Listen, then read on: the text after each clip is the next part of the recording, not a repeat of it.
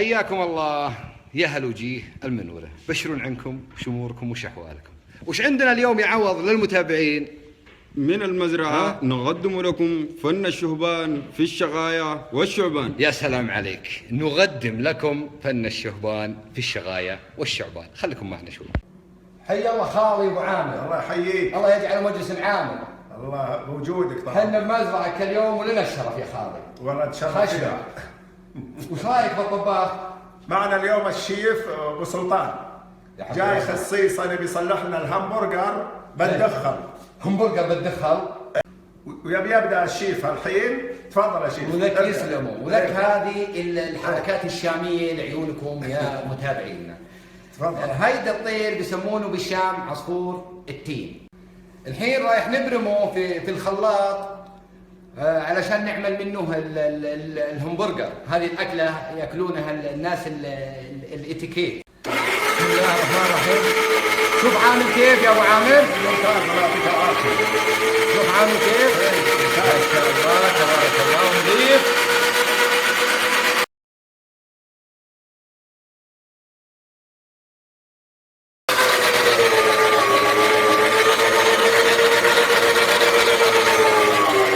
شوف عامل كيف يا ابو عامر؟ ما شاء الله. ولك اذكروا الله يا متابعين.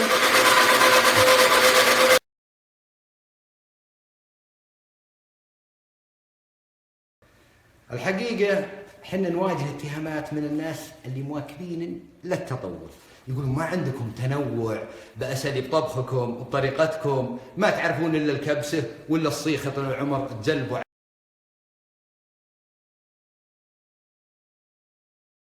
الفرق يا حبيب قلبي بيننا وبين اللي مواكبين التطور أصحاب المطاعم الفخمة أننا نعد طعامنا بأيدينا ومن مصادر نعرفها وموثوقة أيضا. مكوناته طول العمر من هالبرجر الدخلي المفروم، وبهارات وملح وفليفله وفص ثوم وفلفل بارد وبصل. بعد ما نخلص يا حبيب قلبي من هالمفرمه نعجنه عجينه. طبعا بعض اللحوم تحتاج زيت، هذا اللحم يا رب لك الحمد زيته ببطنه، هذا ميزته. نحط شويه طول العمر من هالبهارات انتوحي، وشويه طول العمر من هالمليحه والله هالعجينه، ومن هالفليفله، وشويه طول العمر من هالبصيلات ونبي نتحدى الشرايح اللي تباع ما بذاكر سامح يقولون بهالاسواق وهالثوم وهالفلفل البارد. نعجنه يا طويل العمر. شوف النظافه وشلون شغل مداسيس وشغل يا ابو عامر، ما هو باي شغل. ما شاء الله عليك. نعجنه مع هالانعام، ما يحتاج يا طويل العمر. نبي نبيع الشريحه ب 150. حتى لو تحط مثلا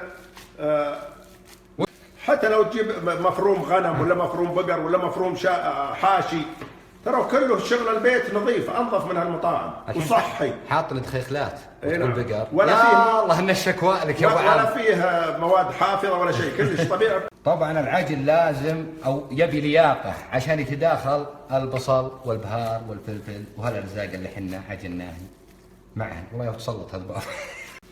بالله عليكم عاد يا جماعه الخير، اللي يتهمنا او اللي يتهمنا ان شعثان الغبران ولا عندنا الحركات والفنيات، ردوا عليه تكفون. عقب عجينه هالدخل.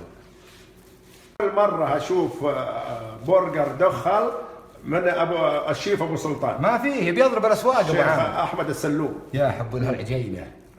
قبل كانت تطير وبالشجر، شوف الحين تقدر تاكلها كذا مع طحين علشان تثقل وتماسك صح، يضبط الهمبرجر 100%. هذه الطريقة.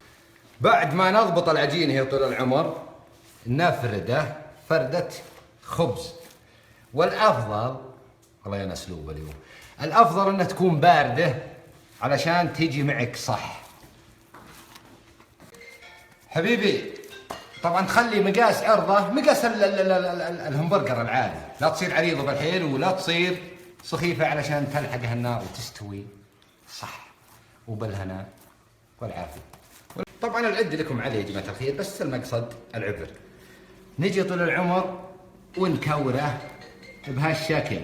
انتم معي يا حبايب قلبي؟ بسم الله. هذه كورناه وقضينا. بسم الله. ها ما شاء الله الكريم. وش تقول بهالقشط؟ وش هالزيوت يا ابو عامر؟ ما شاء الله هذا زيت الدخن. اسالك بالله ما حطيته ابو شيء يا ابو والله عامر؟ ما حطينا به ولا عوده، انت عاد شيفنا. والله العافيه. يا الله نعيم الجنه يا كريم. زيت طبيعي. والله فرقة طال عمرك. بلده. لحم بقرطن عمره 300 سنه. ها؟ اي نعم.